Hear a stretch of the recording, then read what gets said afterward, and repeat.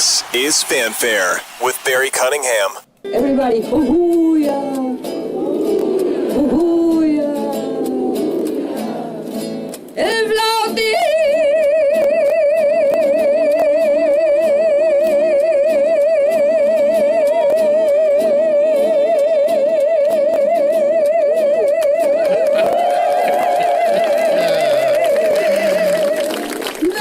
I promise not to wear that out, but things have gotten a little crazy tonight. I mean, just off the wall, even worse than earlier. It is the nighttime show. Thank you guys for tuning in. And because it's a nighttime show, I figured before, I got too far into it, that we might as well address the insanity. You're going to see a lot of insanity tonight. It's nighttime. Maybe I should darken the lights here, and we all can just relax and woo-saw, because these people are bat poop crazy. Oh my God, it's just too much.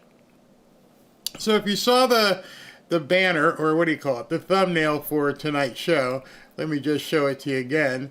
I went and found a picture of Sully and Mikey there from Monsters, Inc., and I'm having a little bit of poetic license with it. We're going to talk about the monster that no longer is in the closet. I've been making reference to it over the last couple days, but the boogeyman that they need, the boogeyman that the Democrats and libtards need, is no longer available to them. And because it's no longer available to them, because, looking at a text for SP, because it's no longer available to them, let's address what these people are going to end up doing. Alpha Warrior was supposed to be here tonight. He's going to be here next week. Sorry about that, but I got a whole bunch of content for you. I never want to get caught short if somebody can't make it, so I got a stack of stuff, as Rush used to call it. We're going to be jumping over to Rumble in an hour or so. We got some music we're going to listen to, but before then, we got a whole lot to cover. I mean, these people are crazy, and it's not going to get any better. And I'm going to kick it off with something that's even. I thought I had the crazy stuff. This, what I'm going to show you next, is probably the crazier of the two. But before I do that, let me talk to you about tonight's sponsors. Microplastics are infiltrating every part of our lives. Scientists estimate we now consume a credit card's worth of plastic every single week. It's in our food, our water, and even in the air we breathe. One study found plastic particles in 100% of human lung samples. That's pretty much everybody. Nobody is safe from this exposure. It gets worse. These plastics just don't sit in your body. They cross the gut lining and leach into your blood and disrupt everything. They've been shown to alter gut bacteria, suppress your immune response, and increase your risk for neurodegenerative disease, metabolic disorders, and cancer. Some plastic toxins like BPA and phthalates mimic your hormones. They interfere with your fertility and damage DNA. Even if you eat clean or avoid packaged foods, you're still being exposed to microplastics. However, you can opt out. You can get your gut back in health by using Kimchi 1 from Brightcore. A lot of you guys here have already got Kimchi 1, or you're eating regular kimchi, and you understand that it is a potent ally in this toxic world. Go ahead and get some. It's packed with over 900 probiotic strains unique to kimchi and proven to break down BPA, helping you detox from the inside out. It doesn't just support your digestion, it helps protect your cells, your brain, your hormones, and your future. Your body was never designed to handle plastic, but your gut was designed to protect you. You just have to give it the right tools. So you can get 25% off today with the code BARRY by clicking the link in the description or on your screen. Or for an even better deal, call my friends at Brightcore for up to 50% off your order and free shipping. Give them a call at 888-418-6738. So I told you that things are crazy. And I got my new little Mexican mariachi people here that will sing to me to reinforce that as we go. And so today I was early, I had everything set, I'm ready to go, and I see a tweet. And I'm thinking to myself, this can't be real. It can't possibly be real. So I'm going to share it with you because I want you to see it, because you're like, they've really lost it. There's no coming back for some of these people. So let me just show you this, because I have to show it because you wouldn't believe it if I didn't show it to you. So let's look at this, because this is from a major, I won't say popular, but at one point, even when I was in the entertainment business, they even featured me in their publication. I'm talking about Variety magazine. This is an actual article on Variety magazine. As fascism takes hold in the United States, how will and how should the TV landscape depict our real life horrors? Not me. I said I had to show it to you, so I'm not the one making this stuff up. These people have completely lost it. And if you want to go to this thread here and pile on, because people are just killing them, destroying them. The frog of shame. If the frog of shame gets more likes than the original tweet, then your tweet really sucks. Well, their original tweet got 44 likes. This one, the frog of shame, got 1,000. If this meme of Captain Planet laying pipe gets more likes than your post, then your entire staff goes straight to the salt mines. 485. The cuck who wrote this dribble. They're getting destroyed. Absolutely destroyed. And I said to myself, is that a real article, or did somebody just make up a tweet and just decided they were going to put it up? And so I went to the link, which I don't advise you to, because I don't want you to have to deal with this, but it is an actual link. And here it is, right here. Let me size it for you. There it is, your privacy rights. Yeah, I'm sure you care about my privacy rights. As fascism takes hold in the United States, how will and should the TV landscape depict our real-life horrors? This dude wrote a long article. I fear people are going to stop inviting me to parties, and what would be a happy reception? Bob, the world is burning. What are we going to do?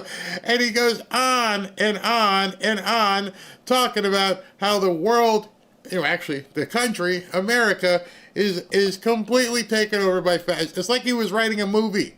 When I first saw it, I thought the Babylon Bee had taken over Variety magazine. I don't even advise you to read the article. It's the most babble I've seen in quite some time.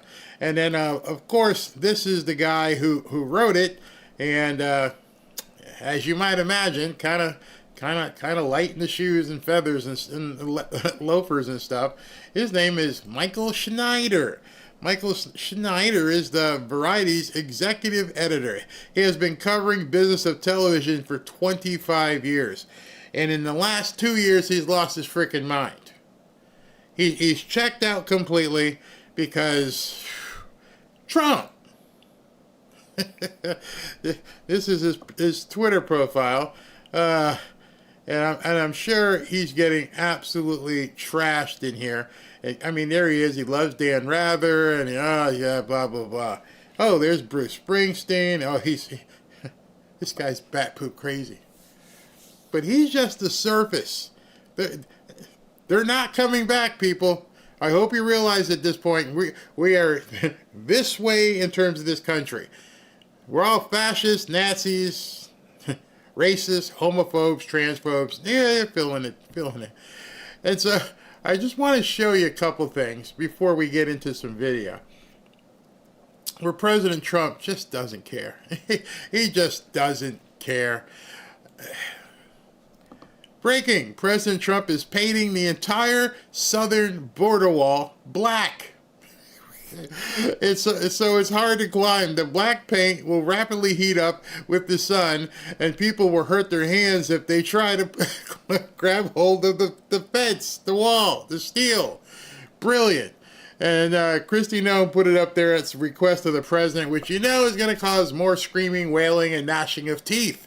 Oh my God, he's going to hurt the people who aren't supposed to be on the wall, who aren't supposed to be climbing over it, and they might feel pain doing something they're not supposed to be doing. That's how these people think. and I wanted to say that because it's setting up, both of those are setting up what I'm about to show you right now. Let's just have some fun, shall we? As this meeting is taking place, we get news that Putin is saying, by the way, no NATO troops on the ground in Ukraine. That is unacceptable. Still feels like Trump needs Putin's approval in a way that's got to be very disturbing to Zelensky sitting there. But of course, Zelensky was a good actor. He's playing it cool. He's not biting on any of the questions he got. And hopefully what's going to happen is they're going to go into this meeting with European officials, and the Europeans are saying, we need to put these troops on the ground inside Ukraine, and it's not Vladimir Putin's business. To learn about working at Monsters, Inc. I want to zero. I told you I'm going to be a little bit silly tonight because the monster that they want is Putin. And she expects the Europeans to go in and put boots on the ground and get ready, whatever we want to do. We got to stop Putin. We still have to stop Putin. Well, he and Trump already been talking. It doesn't matter. We have to stop Putin. And Zelensky, we know he's an actor. I'm thinking to myself, what is this lady talking about? She has completely lost the plot. And they're literally running around with like they're chickens with their heads cut off at this point, making no sense whatsoever. None. Monsters, Inc. is over. It was a movie, a fantasy, a comedy. It's not real life. There are no monsters in the closet, especially not named Putin. But you couldn't tell these people. On something you said, Congressman, because I hear just skepticism, outright skepticism, that Putin actually wants peace. So do you think that this is all just a ruse to gain more time? Absolutely. I mean, look, Putin was happy that Trump came into the White House, and he saw it as an opportunity based on a number of things that Trump has said before. And look, the reasons behind why Trump takes the positions that he's taken are really complicated. It goes back to the 2016 effort, of Russia to interfere in the election and all of that. But what Putin saw was someone who wasn't going to stand up to him and give him that opening, and also undermining the coalition. Ukraine's bravery and courage and tenacity has been a huge part of why they've survived, but also the 53-nation coalition that was put together to help them defend themselves has been a huge part of it. And the degree to which Putin could undermine that coalition and Trump's criticisms of our European allies, his ambivalence about NATO, that's all music to Putin's ears because it undermines the ability of Ukraine to defend itself. So I think that's where Putin is going. Look, the formulation has been simple from the start. Force Putin to the table by making it clear that he's not going to be able to take Ukraine. That's what gets him to choose peace. And that's where we got to go, and what I don't think the Trump administration has done a good enough job of. Hey, good morning, Metropolis. It's now 5 after the hour of 6 a.m. This is very... we got to make sure Trump does this. And because I don't think Trump's doing it, we got to make sure we put pressure on Putin. It's over. The credits are rolling on your scam. We've moved on. And what I think is the problem here is that Trump is doing so much stuff that they don't want their people to see what he's doing. So I got one more of these, and I want you to see how they're trying to, CNN, MSNBC, trying to force people to stay on Putin. Putin. And there's so much other news, but they can't talk about it because once they start talking about the other stuff, their people will freak the F out. Concerning, if not surprising. President Trump has said for weeks, if not longer, that a ceasefire is absolutely necessary. The killing has to stop. He put the onus on both parties to agree. The Ukrainians agreed immediately. The Russians never did. He gets to... That picture is driving them crazy. The fact that the President of the United States met with the President of Russia, smiled, shook hands, and seemed jovial is driving them crazy. Because that right there tells you the plot for Monsters, Inc., Democrat style, has completely changed. He doesn't look like the big scary guy in the closet anymore. He doesn't look like the butcher. He looks like a normal guy hanging out with our president. In fact, with the smiles and the laughter, it's sort of like the end of Monsters, Inc. When the two big guys were, hey, we could make more money, more power by having people laugh. The Democrats can't take it. They're absolutely losing it. Here we are days later, and they're still talking about Putin, Putin, Putin. Alaska, having said as recently as, the plane ride to Alaska, that he would be very upset if there were no ceasefire and that there would be severe consequences, as you said. And he melted like ice in the Alaska sun. No monster in here. However, the monster in here. What are they going to do? He melted like ice in the hot sun. But you brought up a word that maybe you shouldn't have brought up. You brought up ice. And ice in real life isn't melting.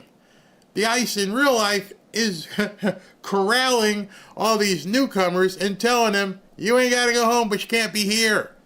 They don't like that, so they're going to talk about Putin, Putin, Putin.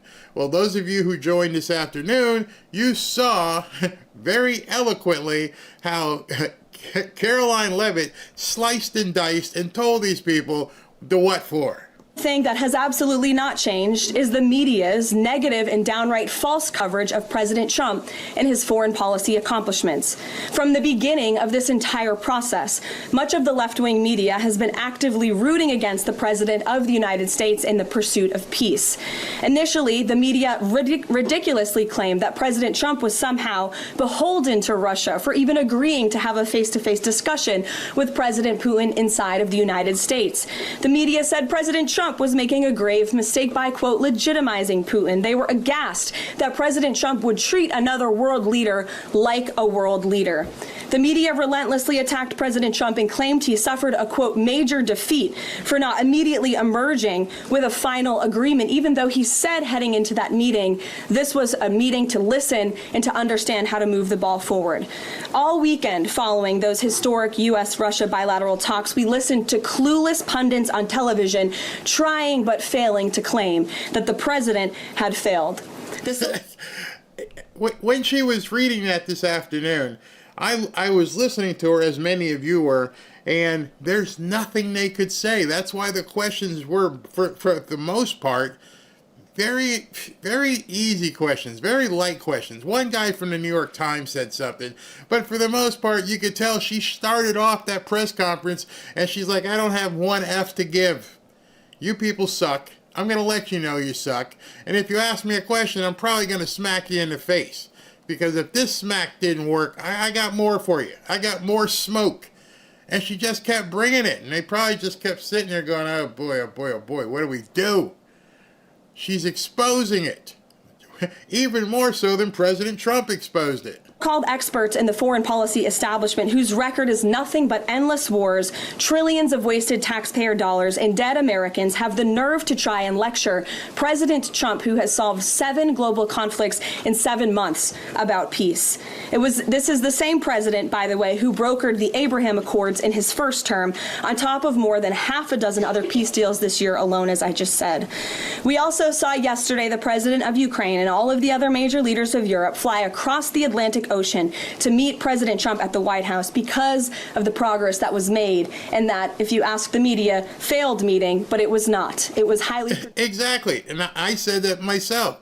Did they not realize that these leaders from across the world decided to bring their entourage, jump up in 24 or 48 hours notice, supposedly, and fly halfway around the world to come sit in a meeting for a couple of hours? But he failed, huh? That Putin, and then when they found out that he left the room, oh my God, he left the room and started talking to Putin. Why did he do that? It's over. They're grasping right now, and they're sliding down the precipice because there's nothing there. And everybody can now see it. See, the thing that President Trump did that was brilliant was that you didn't see Putin do that before. You saw Putin in a different light. It was completely different. You saw him jovial, happy, jousting with the president, looking at the jets. They didn't expect that. That's one of the reasons they didn't expect that President Trump was going to put on that kind of a display, which means they immediately had to attack it because Putin has to stay the monster. Productive, and it was successful. This is why Americans' trust in the mass media is at a lowest point in more than 5 decades. Diplomacy is a delicate process, and instead of reporting the facts about what is happening here at this White House and what is happening between this president and other leaders around the world, many outlets in this room continue to try to actively undermine the president and sabotage the efforts towards peace. Monsters Incorporated is dead. Where will everyone get their scream now? It's dead. It's dead. It's gone. They can't, you can't manufacture this anymore because too many American people saw it with their own eyes. They actually look stupid going on the air and saying some of the things that they say because people have already seen it. It's very hard to manipulate news when people can see it with their own eyes. It was on everywhere. Almost every single channel covered it. Everybody in YouTube covered it. Twitter, it was everywhere. And so now after the fact that it happened, they're trying to tell you what your eyes saw is not true. Putin beat Trump. Putin stepped on Trump. Trump is still Putin's puppet. That's what they're trying to get people to believe, and the gaslighting is no longer working, and they're realizing it at this point, which, as I've said, can make them somewhat dangerous.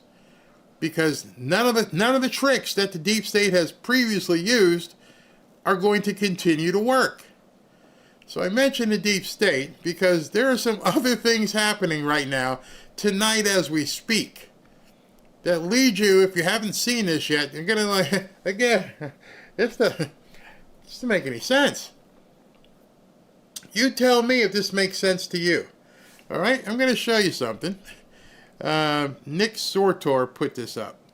And he put this up and it says, now, a large contingent of U.S. Secret Service agents have taken to the streets of D.C. after being deputized by Pam Bondi. Deputized agents are now allowed to enforce federal and local laws in Washington, D.C. More forces are arriving in D.C. daily, including National Guard. And I just want you to see this video. It's taken from an overpass or something. And all these white vehicles that you're seeing coming in here, those are all Secret Service vehicles. Look at all these.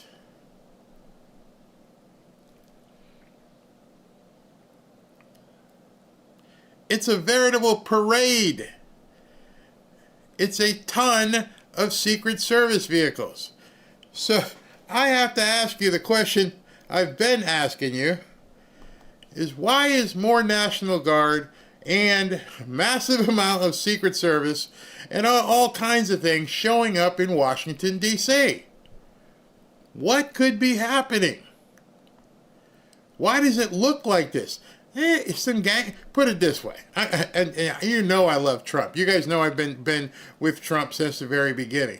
But I'm gonna say this right now: if President Trump and Pam Bondi and Kash Patel and Dan Bongino, if they need that many Secret Service people, if they need that many people in law enforcement to maintain safety against some gangbangers in Washington, we're in a whole lot of trouble. Because there's no possible way. They're preparing for something. Don't listen to the news. Maybe don't listen to me. Here comes again with some homework. You go in and start searching the amount of gangbangers in the Washington, D.C. area. Now imagine, once you do your research and you see how many people are in the gangs in Washington, D.C. Pretty simple. What's it look like? A couple hundred? So if you got a couple hundred people in gangs in Washington, D.C., you're telling me 1,000 National Guard people can't clean that up? Or is something else about to happen? Me personally, I'm going to go with the something else. You can say it's tinfoil hat time, But nonetheless, I believe it's something else. Let's get to that something else. Tulsi Gabbard released this at what time? 3:53 p.m. Being entrusted with a security clearance is a privilege, not a right. Those in the intelligence community who betray their oath to the Constitution and put their own interest ahead of the interest of the American people have broken the sacred trust they promised to uphold. In doing so, they undermine our national security, the safety and security of the American people, and the foundational principles of our democratic republic. This is why, at POTUS's direction, so it came from the top, ODNI Gov, that's her, basically, Office of the Office of Division of National, what is it? Office of Intelligence, whatever, National Intelligence, directed the revocation of the security clearances of 37 current and former intelligence professionals who have abused the public trust by politicizing and manipulating evidence. So, she has gone in based on what the president has said and what the Office of DNI, Director of National Intelligence, which is her, basically, and she has revoked the security clearances for 37 people. That's in addition to all the people she revoked it from previously. So there's being a mass purge going on, which in essence also keeps closing ranks because it gets quiet. Nobody can see what's happening. I mean, you can see the hordes of Secret Service coming in. You can see the National Guard with the big trucks. What are they doing? Now these people can't see anything. They're not involved. You guys, you're on the outside looking in. No leaks. No leaks. All right, so what else could be going on that they're going to need to have, that kind of protection? Well, this may be the biggest one yet. At 5:15 p.m. tonight, Adam Schiff has just formed a legal defense fund as he prepares to be indicted for mortgage fraud by Special Prosecutor Ed Martin. Schiff knows he's in deep Schiff, tickety-tock. He decided to file today a defense fund. If he filed a defense fund, then more than likely his attorney has been alerted that something is coming. They give him the opportunity to get your affairs in order before we come and knocking on the door. That's the only reason why you'd be forming a defense fund.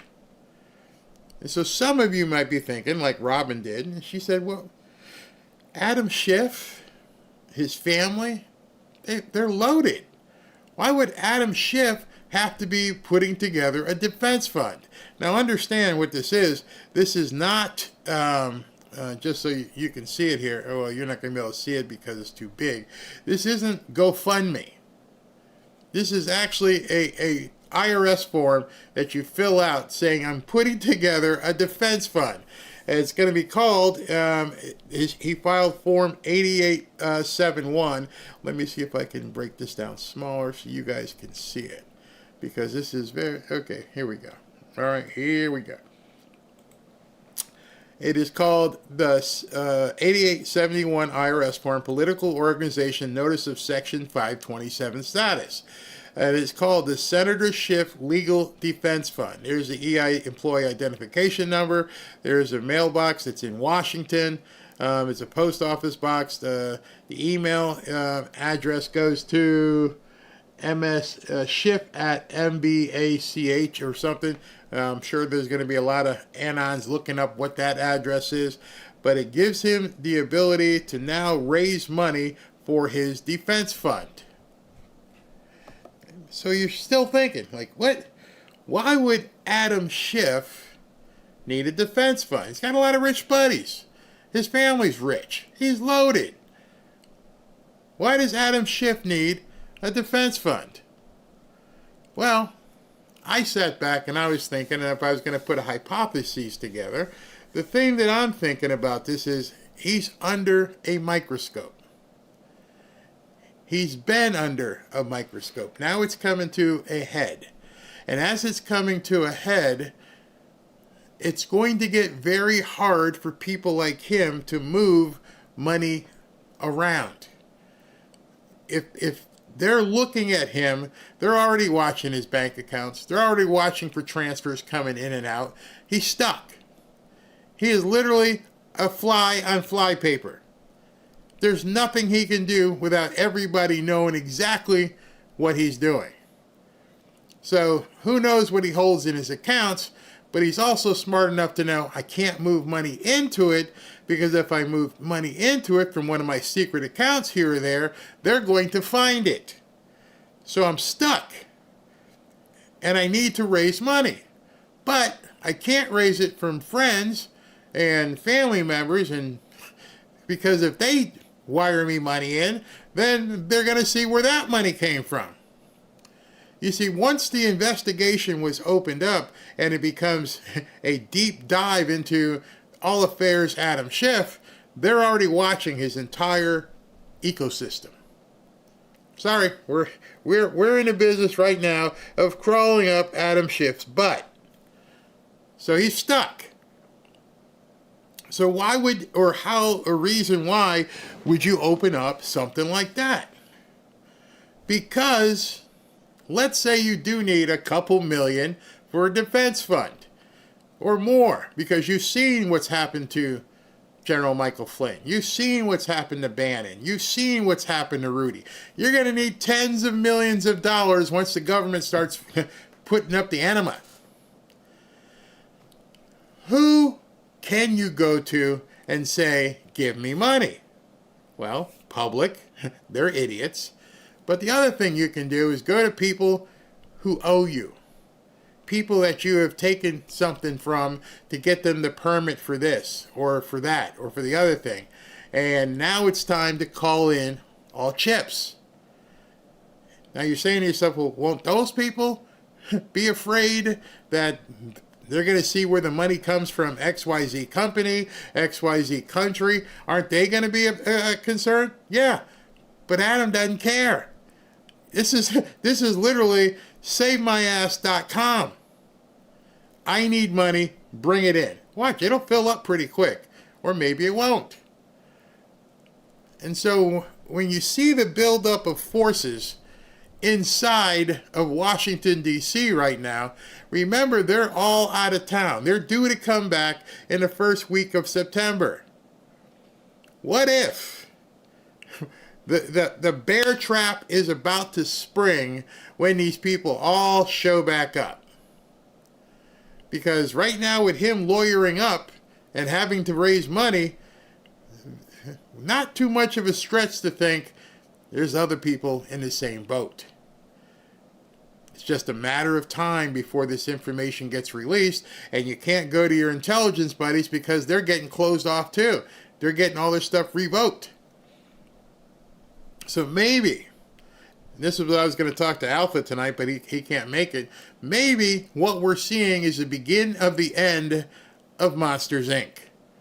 Maybe these people at this point have nowhere to go, and they are indeed boxed in, and they're trying to figure out what moves they have available to them.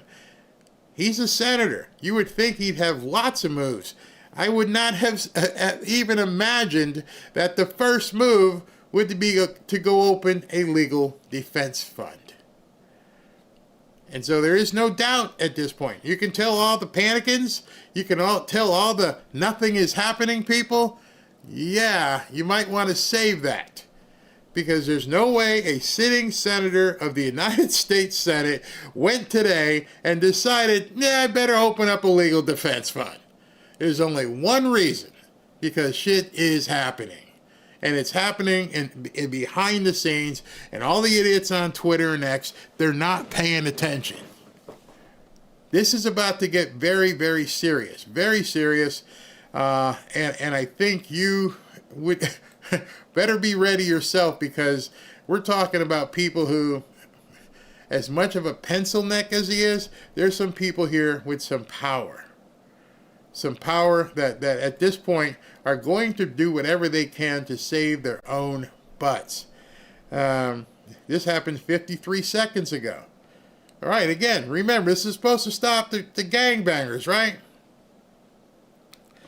Now, and this was, what time? 7:36. The National Guard troops have mobilized in the Navy Yard of DC, which routinely experiences mobs of youth terrorizing residents, but not tonight. This comes as hundreds of troops from several states begin descending on DC. Most residents are loving this regardless of what the Democrats say.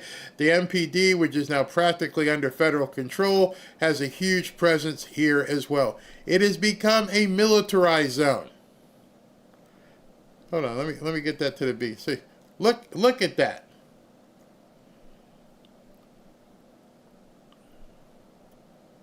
You still think this is for some gangbangers? Street barricades blocked off, soldiers walking a beat. Seriously? I was born. My birthday was yesterday, but I wasn't born yesterday. I'd love to know what you guys are thinking about this as you're seeing all this stuff happening right before your eyes. And again, let me just show this to you. Adam Schiff and Nick Sortor is a very good source, so I don't think this is BS. And plus, he included the document. Adam Schiff has formed his legal defense fund as he prepares to be indicted for mortgage fraud. It's about to get deep. If he's just the first one, and you don't know, they just hired that other guy to be Dan Bongino's co-deputy director, and people are all freaking out. Nobody knows. Everybody has supposition. They have ideas. Oh, they're doing it because Dan's not good enough. Shut up. We're seeing stuff on a whole different level. Let me take some... Dragnet song, the Dragnet song, yeah. They're getting ready for something big. It has to be. There's no way you need that many, that kind of show of force. They're bringing in people from other states. Trump is taking over. He's going to name himself King of America. If your birthday was yesterday, you actually were born yesterday. No, yesterday was August 18th, 2025. So I was not born yesterday. More arrests are coming. Yeah, I believe so. The mortgage fraud is just a tip that lets them get in. Exactly. What do we got? Swalwell next. I don't know if Swalwell's got a big target on himself, but need to hear General Flynn. Yeah, if Ashley can get him on, I'd love to hear him again, see what he's got to say. When Congress comes back, arrest will happen. Can you imagine that? Can you imagine the Congress people and the Senate are going to be showing up, and they're going to be walking into what amounts to a militarized zone? That has got to make some serious butt clenching happen, for sure. Yeah, somebody said that Bongino was leaving. There's a lot of rumors out there. They gave Dan an assistant because of the overwhelming case. Let me just stop you right there. This dude is not an assistant. Just understand, he doesn't work for Dan. He works for Kash Patel. He is the co-deputy director. Dan's a deputy director. This guy's a deputy director. Neither one answers to the other. They answer up. So it's not Dan's assistant. Let's get that right out the way. Trump is a storm. Walk in with briefcases, walk out in handcuffs. Yeah, with this where did I just saw that? I wanted to bring that up. Wait a second. The co-deputy with Dan is a lawyer. Wouldn't that put a different slant on things? Yeah, it could be one guy's the enforcer and the other guy's making sure everything's by the book in terms of legal. Sure, that makes a lot of sense. You got a prosecutor as a co-deputy and you got a hammer as a co-deputy. So that could indeed be it. Could they have squeezed Zelensky for kickback names? Wow. Wow. That's thought-provoking. Crazy. Let's see. Hakeem is targeting Kristi Noem. Yep, they keep trying to release her whereabouts. Crazy. All right, so I'm September 10th will be a must-watch day. What happens? I mean, we got a couple weeks, but this is where we are after, 4 or 5 days? And they're just turning it into, they've literally taken over Washington, D.C. Yeah, that monster is out of the closet. There's nothing they can do about it. All right, so let's continue here. All right, so now I'm going to talk to you about, I don't know if you guys had followed today what has happened up in Boston. I started mentioning it earlier, but Michelle Wu, who I think herself is a commie, has decided she's going to openly defy President Trump. When the mariachi people I showed you, this is the rally that they were at. Let's see if this comes up right. We're here again today because last week Boston received a letter from the Attorney General of the United States on official letterhead from the federal government threatening to prosecute city officials and withhold federal funds unless we cooperate with carrying out mass deportations.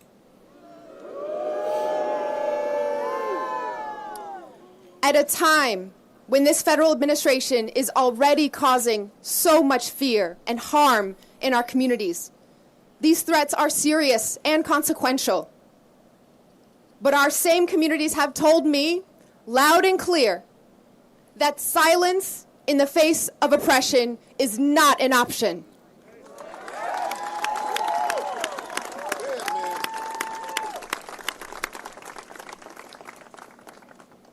The U.S. Attorney General asked for a response by today. So here it is.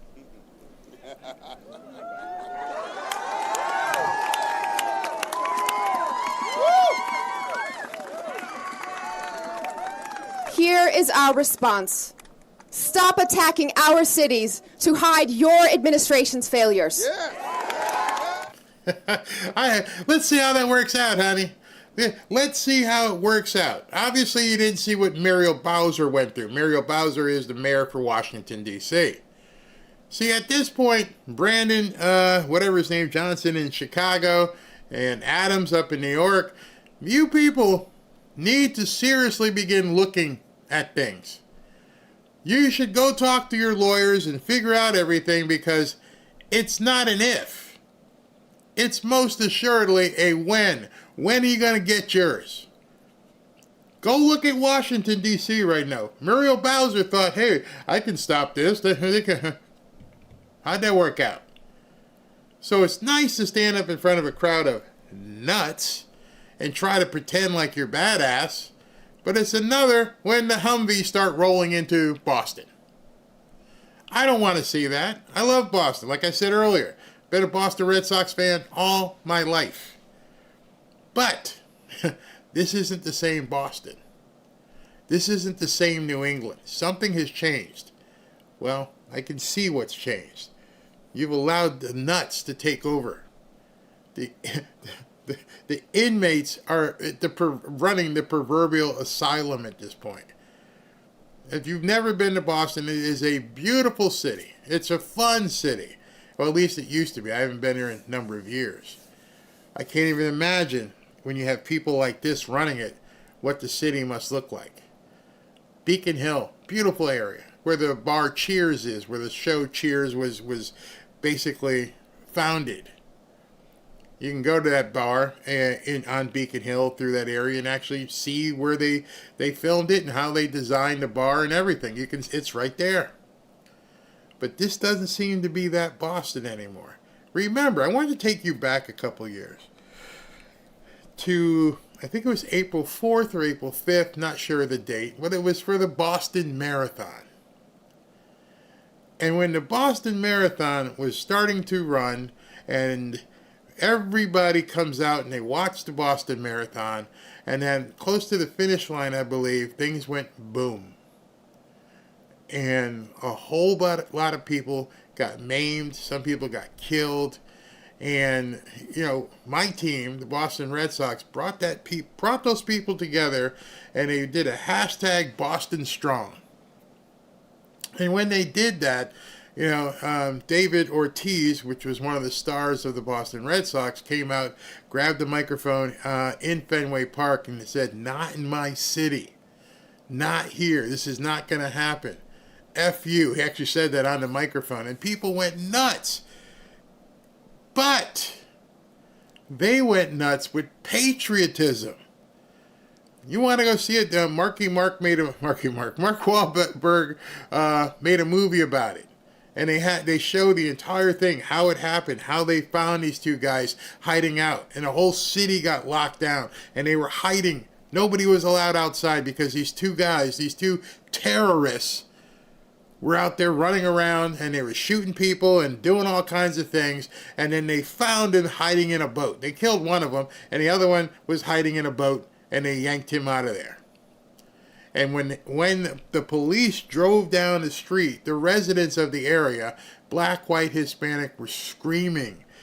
So much supported the police. They were so happy that the Boston police and the Massachusetts Staties got this guy.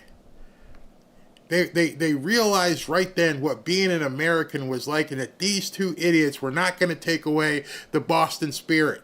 And weren't going to take away the American spirit.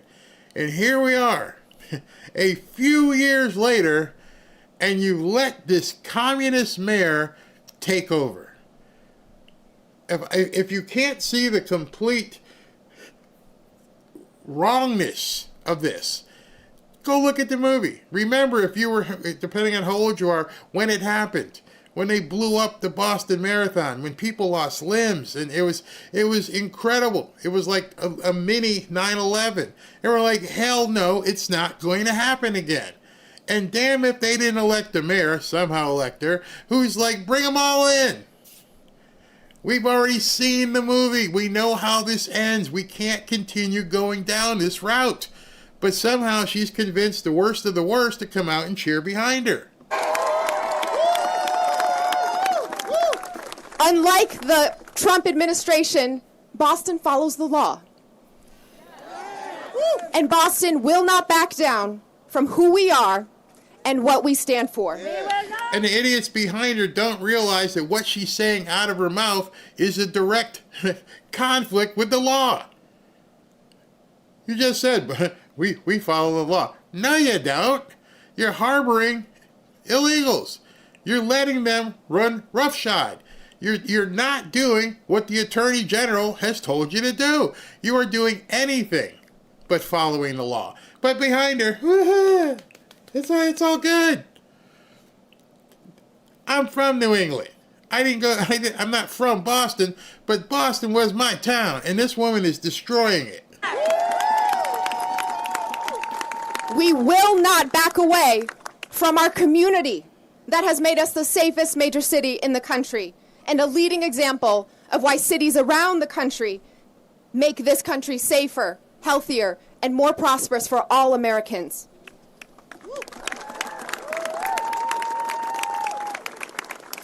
To all the federal officials attacking communities that embody diversity, creativity, and moral clarity. All right, see? She's still into this DEI stuff. Attacking communities, enforcing the law to a communist is attacking a community. And as she talks here so eloquently, you have to read between the lines of what she's saying. And again, as I pointed out earlier, let me know if you see an American flag anywhere. Because I can tell you, when they did the Boston Marathon bombing, there were flags everywhere. There were people waving flags when it was over. Boston Fenway Park was packed with people waving flags when this guy was done. There's no flags here. This is not the Boston of Boston Strong. No flags to be seen. Nobody who wants to stand up for America. You can take your diversity and your illegal immigration and stick it where the sun doesn't shine. This is America first and foremost. Mayor said this in DC nearly 6 months ago, and I'll say it again today.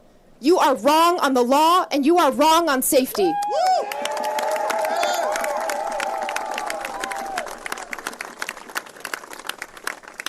Most of all, you are wrong on cities. The cities that live in your minds are totally foreign to the residents living in our cities. And we are picking up the pieces of your failures to deliver on your promises. Does she realize that Trump's been in office for 7 months and that he had nothing to do with what your city is going through, except for the fact of trying to round people up? You're just trying to pass off the blame of your failed policies. And I don't even know what these people are next to her. I don't know what that one person might be. But in any event, it's their problem that they're trying to change America away from America. When I said she speaks eloquently, she says residents. She doesn't say Americans. She says residents. Anybody who lives here, which encompasses companies, all the other ones. Residents versus Americans.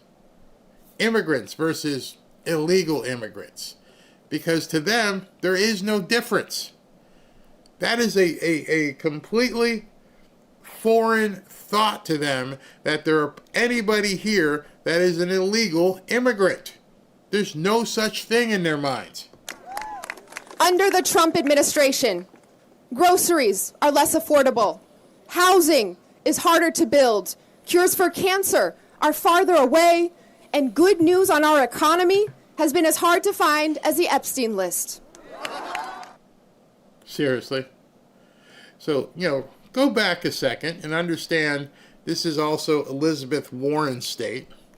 And so when you talk about pricing, and some people here in the chat, as I mentioned before, when you talk about pricing, you're like, hey, my gas prices haven't gone down. Well, you should go look at the price of the gas and everything your state is stacking on top of it. All the different taxes that they're putting on top of the gas price to keep you paying higher prices. All of the different taxes they're putting on everything in terms of those diesel and all those trucks that need to bring the stuff to the stores. Look at those. Look at everything in terms of what they're doing in these retail outlets. And also, you can look at how these stores are set up. These stores, and what she's talking about more expensive, is because, well, certain people can't use their EBT cards anymore. So, of course, they're more expensive. If you can't buy the bonbons and the soda and the Little Debbie's, then you're going to have to come out of pocket. Oh, it's more expensive because you weren't paying for it to begin with. That's who she's talking about. Everybody, hoo-hoo-ya, hoo-hoo-ya. Evladi.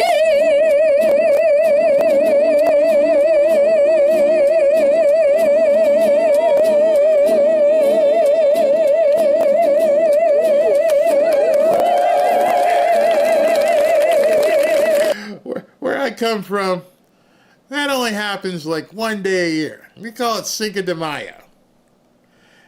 Not in the middle of a thing where you're holding up Bible verses and other signs. Wait a second. Okay, I was wrong.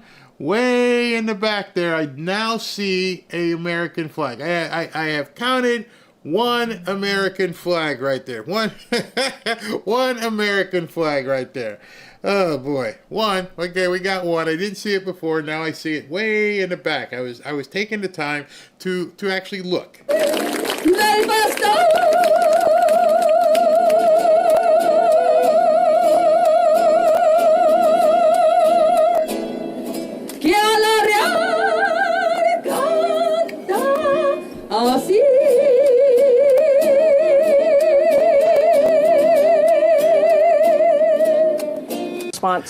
To understand, this was at Michelle Wu's event. Who are you catering to? You got a big major city and you brought out some sort of mutant mariachi band. Who's your audience? You can tell who the audience is if you just pay a little bit of attention. The audience isn't Americans. She's not talking about you. She's not talking about me. They don't give a crap about us. We're not their intended audience. She specifically is saying at this point, I am here to fight for newcomers. That's all that matters right now. Not any of you people even standing behind me. I won't play it again, I promise. Cities like Boston? Well, I won't speak for the Attorney General, Pam Bondi, but I will say I believe everything is on the table, including those lawsuits and including withholding federal funding. These politicians have to take action and stop playing these political games. 70% of the arrests that are made under this administration have been of illegal immigrants with prior criminal convictions or pending criminal charges. So these are criminals that we are going after. How do you even remotely disavow yourself from that kind of an overwhelming statistic? When you find out that 70% of the federal arrests that are being made in these cities are newcomers, it should tell you two things. One, it's not how they make it out. And two, there's a whole lot of these people.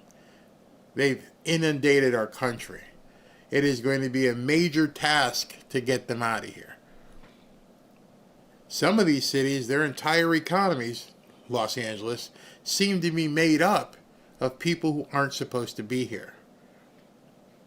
That's why they're fighting so hard. The Michelle Wu's, the Karen Basses, their entire city is dependent upon this cheap labor from people who aren't supposed to be here. It collapses. And unfortunately for them this time, and this is where it gets really important, now you're seeing these people, and the reason why they're fighting is because, yes, their economies were dependent upon the immigrants, the illegal ones, but when it fell short, they had a never-ending supply from USAID. And so what you're seeing is a panic, an epic panic that we haven't seen before. Because they never had to panic. Hey, listen, I need an extra 20 million. Yeah, we need 50 million. Yeah, okay, let's let Wally the Nigerian write a check. Nobody's going to check. Nobody's going to find out. We're just going to keep funding all these programs all over the country with your money and my money. So now, yeah, they are freaking out. And now Trump and Bondi are saying, yeah, we're going to crank the screws even tighter. And if you call yourself a sanctuary city, we're even turning off more of the money. So a smart person can look back and go, they're about to choke these cities off. They're about to choke these cities literally to death. Not people, the cities. They will not be able to afford to do the stuff that they need to do. They are going to crumble or they're going to bend the knee. There's no other option. And that's why they're freaking out about redistricting. That's why they're freaking out about ICE. Because, bottom line, you've seen this. If you've ever been to LA and you see the traffic out there, if Maximus is in here, if those videos are correct, that the traffic has basically dropped down to normal traffic, then you can be absolutely sure that what they've been doing has been propped up by an illegal economy. And now if that's going to get turned off, they're done. They can't make rent. They can't pay people. And they can't call Daddy Government because Daddy Government's like, no, you're done. You're done. No more USAID. No more NGO money. It's over. Done. Kaput. Run your state. And that's why they're getting desperate. Because they're out in the street because money's starting to get tight. And what they're doing at this point is basically using these people as props. Listen to this. This is a good one. Hey everyone, my name is Jessica Tang and I'm a Boston mom. I'm a teacher, I'm a daughter of immigrants, and a proud unionist representing the 25,000 members of AFT Massachusetts. And I'm also proud to serve as the vice president of the Massachusetts AFL-CIO. And we're here today to pledge our unwavering commitment to protect the safety, security, and rights of our residents and working people. Of residents. They keep saying that. Of residents. Meaning anybody who lives here, that's who we're going to support. We don't even care how they got here. That's our impetus. And what they do here, what this woman does here, she's a teacher, and she should be ashamed of herself for what she does here. Absolutely ashamed of herself. And that includes immigrants, both in Boston and beyond. In the labor movement, we have a saying, an injury to one is an injury to all. And our call to action is solidarity. Boston is a union town, and we are proud that our union movement here is full of immigrants. And we know that immigrants are... Is there a hyphen there? I mean, you see? You see how they eloquently just threw it all in? It's one big melting pot. Immigrants. Sounds great. What kind? What kind, honey? Oh, with her, you couldn't even say that to her because there is no difference. If they're residents, if they've got feet here on the ground in Boston, then that's fine. That's what they're doing.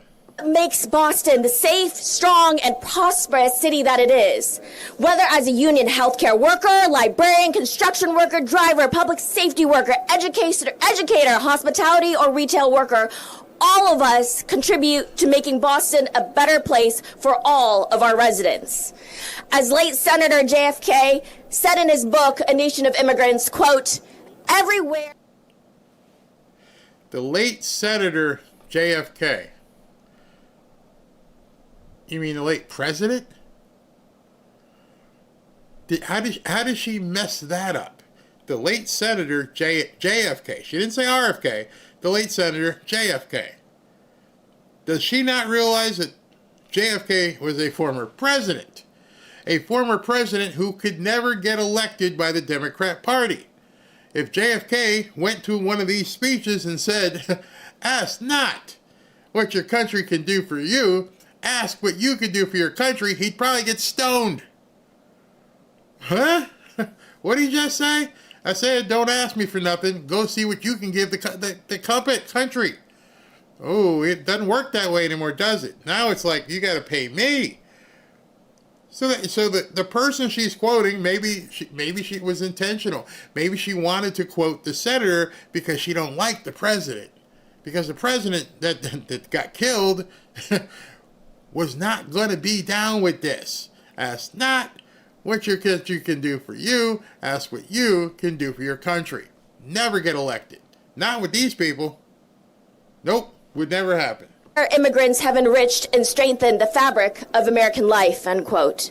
The success of Boston is largely based on the success of the city's immigrants. 100 years ago, it was mostly Irish and Italian. Today, it's also Cape Verdean, Haitian, Albanian, Dominican, Puerto Rican, Vietnamese, Chinese. Hold on. You're in a roll there, but we got some questions. The Italians and the Irish that came here, yeah, they pretty much came in the front door. And she went on a roll right there. It's the same thing. They're all the same. The Chinese, the Italian and the Irish, yeah. And then, okay, the Haitians and all the other people, yeah. It's the same thing, people. She just went to a roll on that one. Expected you to just go, and instead of stopping, what do you mean Haitians? Haitians? And so many more. The diversity of our workforce was one of our city's greatest strengths. And in Boston, statewide, we've got the numbers to prove it. Immigrants make up 22% of our workforce, and nearly 30%. Ah, see? So if I was there, I'm like, excuse me, hi, lady here. If immigrants make up 22% of your workforce, how many of that 22% are supposed to be here? We'd love to know that number, because that's going to tell you exactly what's going on. They never answer you because, there's no difference. Doesn't matter. Your question is irrelevant. No, I'm asking you. You just said 22% of the workforce in Boston is immigrants. What percent of that 22 is illegal? And because if you drop that percentage of people, let's say it was even, 6%, 7%, they can't exist. These people can't be in power. I'm beginning to think there aren't that many Democrat cities. It's been co-opted because of the amount of people plus the amount of fraud gives them their victories. As soon as she said that, it jumped off the page. I mean, like 22%. Well, if Michelle Wu only won by X% and 22% of the people are not supposed to be here, which means the money they're making, they're taking from Americans. Oh man, there's a whole problem there. Some of our state's entrepreneurs are immigrants. In Greater Boston, immigrants pay over $17 billion in local, state, and federal taxes. The ways that immigrant workers contribute to making our communities stronger, safer, and better are countless. Policies and practices that create fear and chaos in our communities, they make our neighborhoods less safe. They create economic harm and erode the fabric of the trust and security our communities need to thrive. All right, so if rounding up newcomers causes your community not to thrive, you're pretty much answering the question I had for you. Because you're telling people, I don't think they realize they're going up on these microphones and they're saying this stuff, which is the same stuff, the exact same stuff that Karen Bass said, our city can't survive. Well, if your city can't survive, well, because of these people, then what you're saying is you don't have a thriving city. You have a fake city. It's being propped up. And that's what they're being exposed. It's nothing about diversity. It's like, hey, we need this cheap stuff. We need these cheap cogs. We're building everything with these cheap bricks. And if you take that away, we're done. That's exactly what she's saying. How many of us here today have family members who came here seeking freedom and a better life? Boston is not just a union town, it's also proud to be the birthplace of democracy in our nation. And we will keep fighting. She didn't realize it, does she? Oh gosh. The people she's talking about who came here would be looking to throw you out. Paul Revere, all the rest of them that came here, like, no, this ain't it, honey. We're not. We just left this country that oppressed us. We left this country that taxed the hell out of us. We left this country that didn't allow us to express our religious beliefs. So you can't just co-opt us as the founding people and say, yeah, this is why they were here, to let all these people in. There's someone who doesn't know her history. Not just for working people, but for equity and freedom for all. We know our economy and our community are stronger because of our diversity and inclusivity, not in spite of it. And we will continue to stand up for the values and policies that continue to uplift all who call Boston home. You notice what she just said there again. Just weaved it in there. All who call Boston home. Not Americans. Anybody who's here. Anybody who's here, that's who we care about. America? You guys want to talk about America? No? Not on your script there? Okay, gotcha. And who calls Boston home? It's also our children and our students. All right, so this is the saddest thing I've seen online in a while. I can't believe this woman is a teacher who supposedly cares about children, and she does what you're about to see. It's going to make your stomach turn. So it is my great honor and privilege to introduce Michelle Pineda, a student in Boston Public Schools.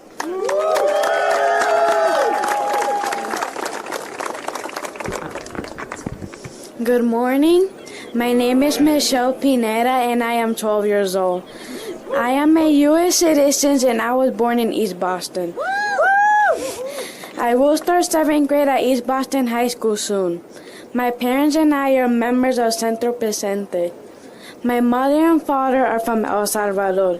They immigrated to the United States more than 20 years ago, fleeing the world in poverty, like most immigrants.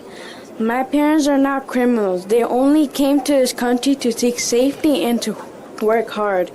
This poor girl will never know she's being used as a pawn by a teacher. A teacher is doing this. Hey, your parents came here, honey, 20-something years ago illegally. And over the course of time, they've had plenty of time to get their ducks in a row. They've had plenty of time to make sure that they weren't making you vulnerable.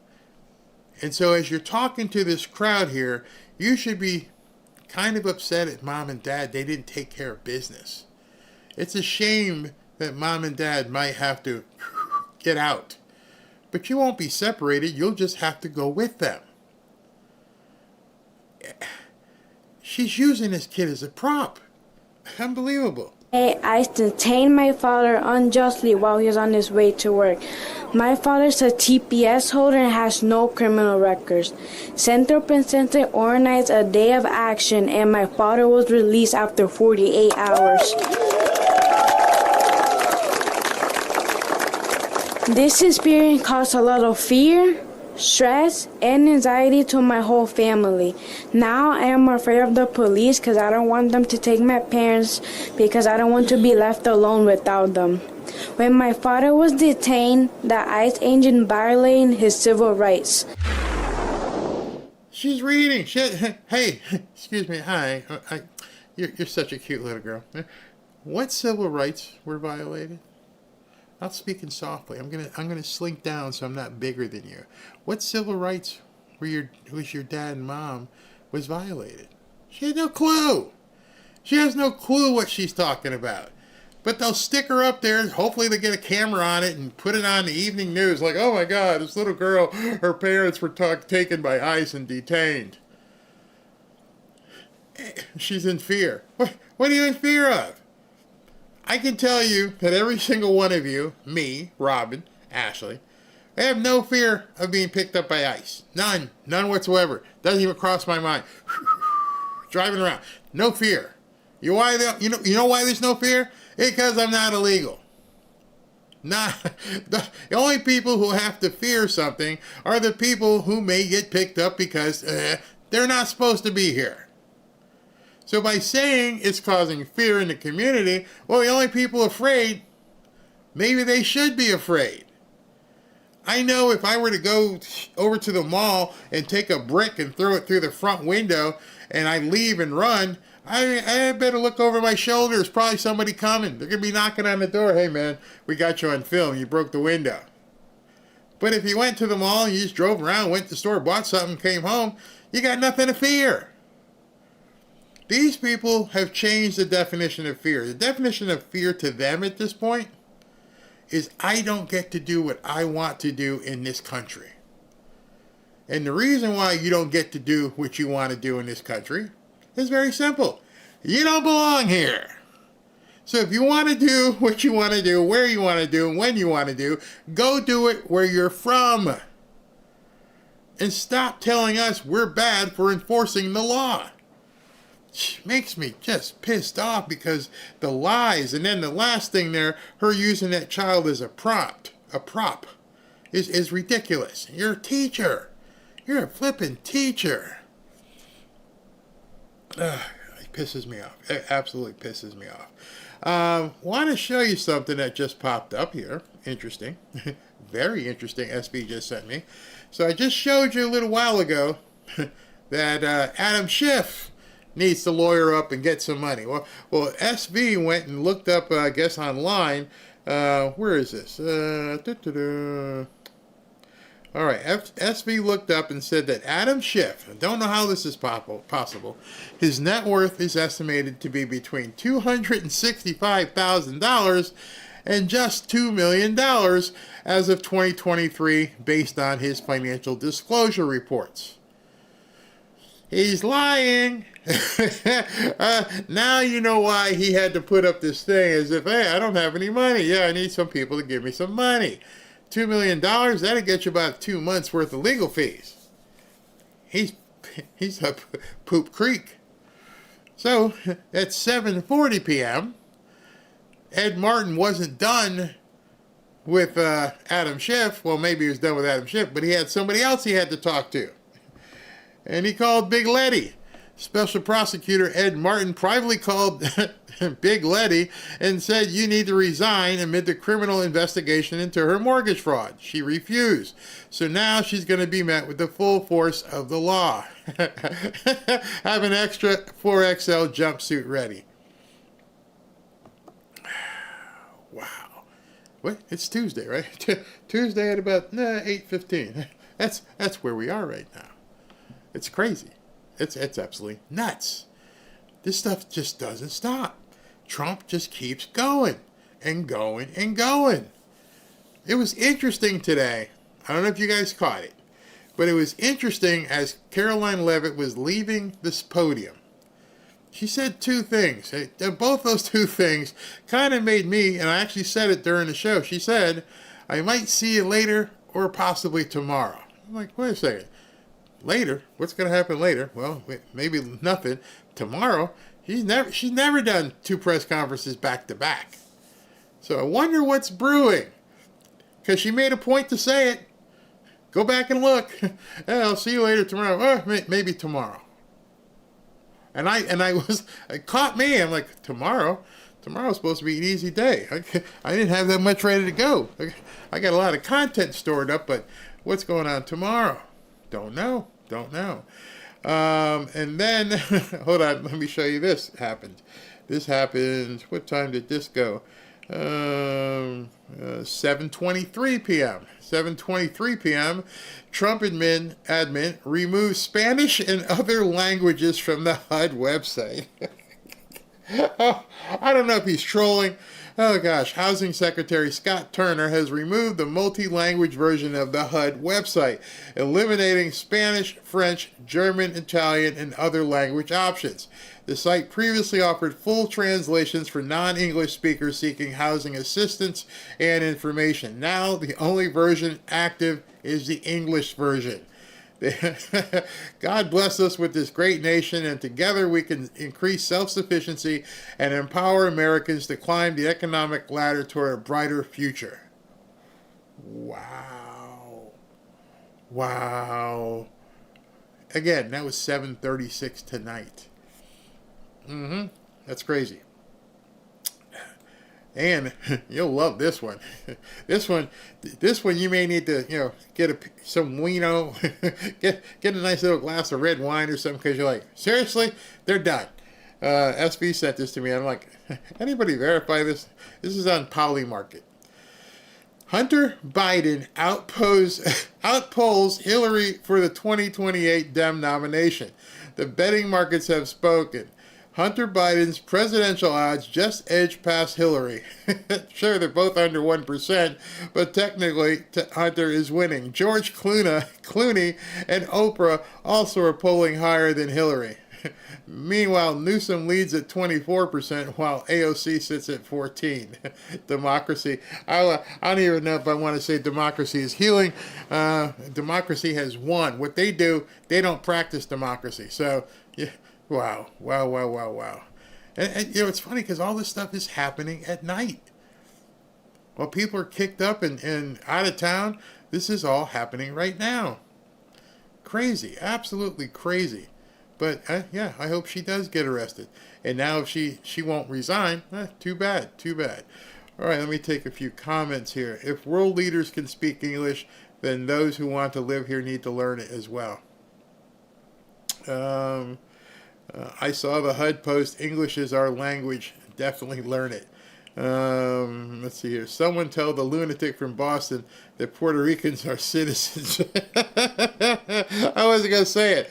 I was like, somebody want to tell her? Oh, my goodness. Oh, boy. Welcome to the real world. I understand I was saying upstairs neighbors hate me. She's from Boston and a liberal. Another point I have noticed is many Hispanic parents don't want to learn English language. I keep telling them, please learn it. It will benefit you hugely. They say it makes me less Hispanic. Well, boy. I just checked it. All the other languages are indeed gone. Yeah.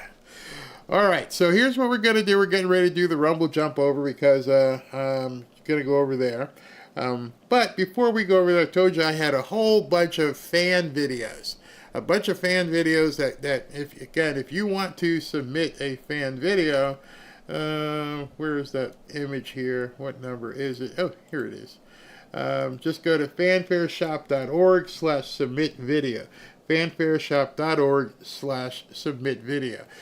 So if you decide to go in there and want to submit a video, then please do so, and we'll put it up and we're going to get to it. So I'm going to show you some of these fan videos in 1 second. Before I show you that, let me talk to you about my friends at Patriot Addict. And at Patriot Addict, they're doing a whole bunch to help out this channel, so I'm going to do a whole bunch to help them out as well. Where are we? Where's the other knife? Well, oh, here it is.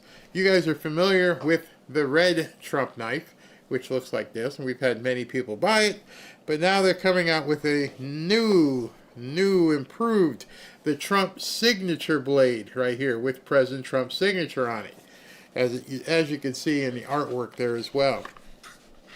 And here is the knife that I've been talking about. Hold on. And it's the 45-47 knife, a little bit different color, black and white. Still got all the same features. It's got the window breaker, should you get stuck in a car. It's got the seatbelt cutter, and it's got the quick action opening of the blade. Still very heavy, very sharp. I mean, this thing here is very sharp. Please be very careful.